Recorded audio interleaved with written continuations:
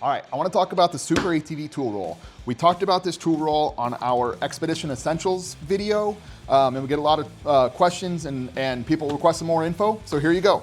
This is our favorite toolkit, kind of the must-have for any side-by-side. Cool thing about it is everything it has in here has a home. So what I like, if you're out working on your car and you're done and you're putting your tools away, you can look at everything and say, everything's got something in it, so I know I have all my tools. You close it up and you're not trying to find your tools later on down the road. But it's the most extensive toolkit that we have found.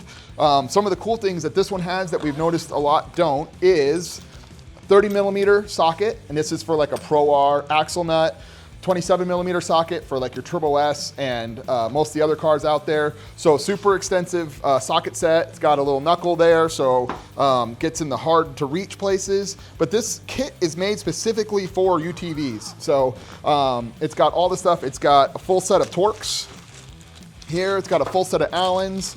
Obviously all your drives and extensions, breaker bar, all the wrenches. 21, 19, 18, 17, 16, all the way down.